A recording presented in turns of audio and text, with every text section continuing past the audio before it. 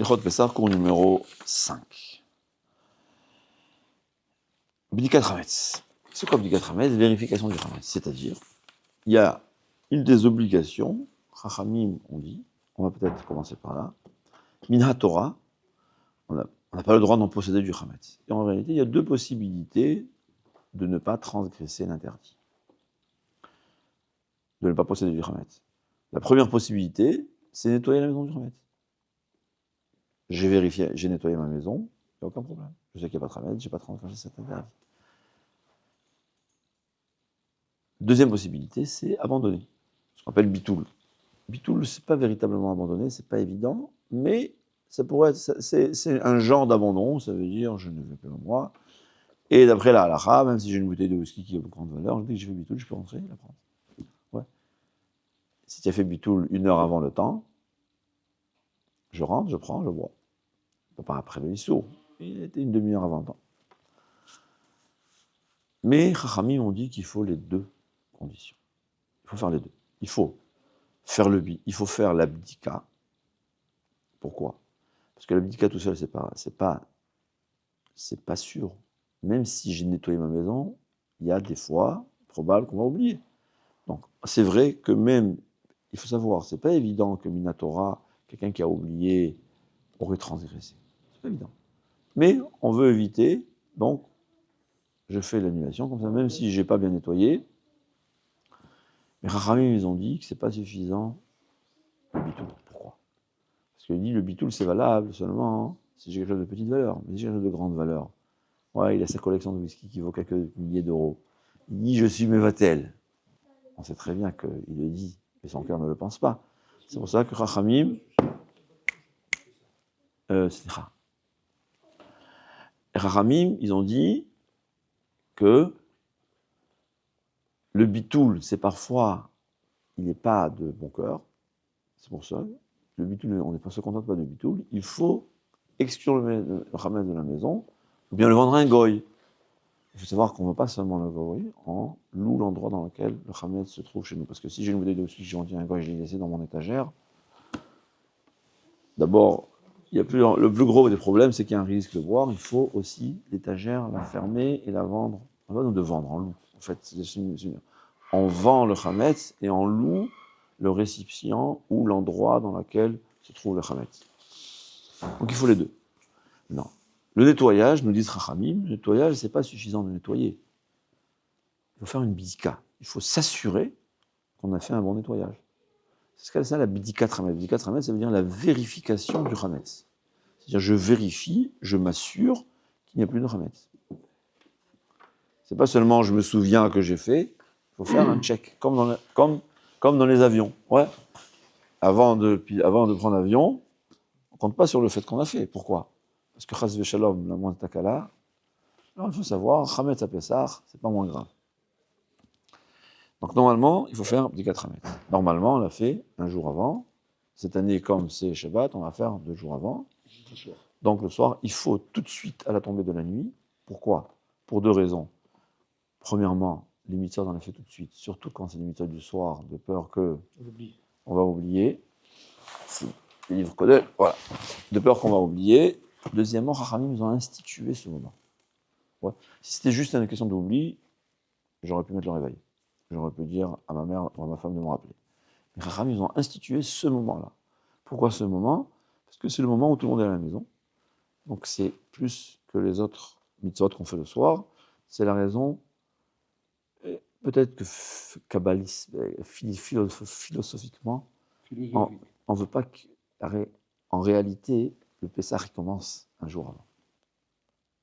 24 heures avant. Donc c'est très possible, on veut se déconnecter du Hametz déjà. Chachamim nous ont institué que c'est la volonté d'Hachem. D'ailleurs, s'il faut savoir qu'à l'origine, la fête de Pessah s'appelait Chag HaMatzot, la fête de pain d'Azim. Et la fête de Pessah, c'était quand? La veille de Pessah.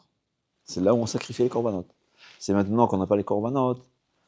Par la nostalgie, par l'envie, on dit à Hachem, la fête de Matzot, on n'appelle plus la fête de Matzot, on appelle la fête de Pessah, dans l'espoir qu'Hachem va nous ramener la possibilité de pouvoir sacrifier nos korban Pessah. Donc, on voit dans la Gemara, comment dire, la Kedusha, de Pessah, elle commence déjà dès la veille. C'est ce que je rajoute parce que j'aime bien essayer de comprendre. Mais techniquement, c'est sûr que la mitzvah, on commence dès tombée de la nuit. On est obligé de s'assurer qu'il ne reste plus de chametz ce soir à la maison. Et la halakha, elle est de vérifier, de s'assurer, j'appelle vérification, mais on va faire la bdika, on doit faire là, partout où il y a un risque de chametz. Même si je... Hein, on peut prendre le temps qu'on veut pour faire la bdika. on va parler de ça, d'accord? C'est-à-dire, là où il y a un risque de chametz. Là où c'est sûr qu'il n'y a pas de chametz, c'est pas la peine. Mon grenier, que j'y monte une fois par an pour aller chercher les valises, il n'y a aucun risque. Bien qu'aujourd'hui, ouais, il y a les bonbons et du glucose, il y a beaucoup de chametz. Qui peut te dire que dans une valise, il n'y a pas des restes de bonbons? C'est un peu, il faut être. Mais c'est pas mahmir, ça c'est une halakha. Là où il y a un risque, même lointain. Et on a dit pourquoi? Parce que l'homme, toute l'année, il n'y pense pas. Il t'a de l'oramia, allez lavada, c'est quelque chose que je ne crains pas, je peux faire attention. Je veux dire, je me rappelle, je me jamais fait rentrer du chametz. Non, parce que tout au cours de l'année, je ne fais pas attention à ça. Si je ne fais pas attention, je peux avoir fait rentrer du chametz et j'ai totalement oublié. Donc j'ai une obligation de vérification là où on fait rentrer du chametz. 6 ans de pratique, concrètement aujourd'hui, c'est partout, inclus les poches. Pourquoi? Il y a des fois des biscuits, il y a des fois des bonbons. Ouais. Les poches, c'est important de les faire, et qui disent que ça suffit de mettre dans la machine à laver, parce que même s'il y avait du chametz et s'abîme, dans un bonbon qui est emballé, je ne pense pas que c'est le cas. Donc il faut toujours vérifier, il faut savoir. Donc aujourd'hui, on appelle ça le nettoyage de Pessah. D'accord? Alors aujourd'hui, que nos femmes ont tout nettoyé, on peut dire que la maison, là, elle peut te dire, je suis sûr qu'il n'y a pas de chametz. Pourquoi? Parce que 2 semaines avant chametz, je suis sûr, un mois avant Pessah, la chef de maison, elle est sur ses gardes. Et je peux être sûr que je n'ai pas fait rentrer du chametz parce que j'ai pris une précaution. Ah, il y a par hasard, c'est possible? Non. Ça, la Torah, non, ouais. On ne peut pas, par hasard, ça, on ne fait pas. J'ai pris mes précautions nécessaires. C'est quelque chose que depuis, j'étais sur mes gardes. Donc, je suis sûr, je ne peux pas jurer. On n'a pas besoin d'être juré, de jurer pour que ce ne soit pas obligatoire. Je suis sûr qu'il n'y a pas de chametz. Donc, comment faire cette année? Alors, tu vas me dire, d'après la halakha, on n'a pas besoin de faire l'abdika. Parce que ma maison, c'est ce que Rav Eliashiv pense, que ma maison, après le nettoyage de Pessah, est comme un endroit où il n'y a jamais eu de chametz. Par exemple, quelqu'un il achète la nouvelle maison, il reçoit la nouvelle maison pour Pessah. C'était une maison qui n'avait pas de chametz. Je sais qu'il n'y a pas de chametz. Parce que même les employés, s'ils sont entrés, ils nettoient. C'est-à-dire, je sais qu'il n'y a pas de chametz. Et un endroit dans lequel il n'y a pas de chametz, on n'a pas besoin de faire l'abdika. Donc, dira Rav Eliashiv qu'il faut de nos jours, pour pouvoir faire la bracha, on est obligé de cacher les 10 morceaux. Mais je fais quand même l'abdika chametz. Pourquoi? Premièrement, l'expérience de ma vie, en 40 ans, il y a une fois où on a trouvé un paquet de pouvoir. Ça arrive. Mais c'est ce qu'il faut faire. Alors là, il y a 3 coutumes. Il y a plusieurs coutumes. Il y a, quand Raphaël Kanevski, il refait l'abdika, ouais, il avait 80 ans, il refaisait l'abdika comme s'il y a eu 0 nettoyage. C'est-à-dire se coucher derrière, en dessous les lits, s'assurer qu'il n'y a pas de chametz, chaque tiroir, il vérifie, hein, comme si de rien n'était. Il y a qui le font. D'accord?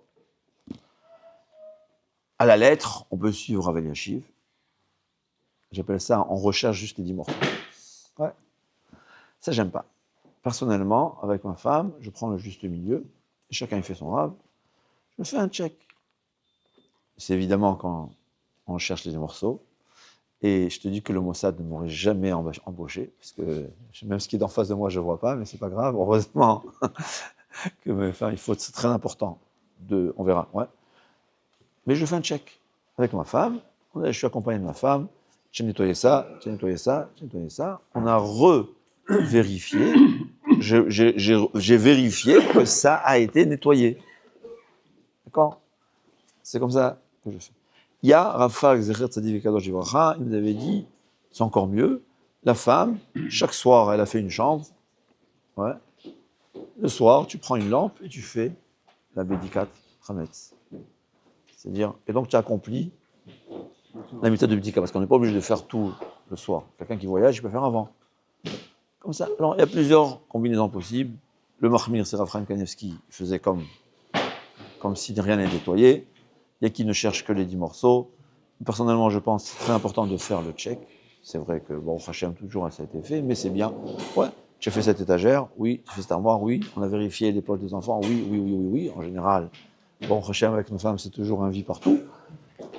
Il y a Rafal qui voulait dire, après chaque soir de nettoyage, on fait la vérification. J'ai pas vu les gens faire ça.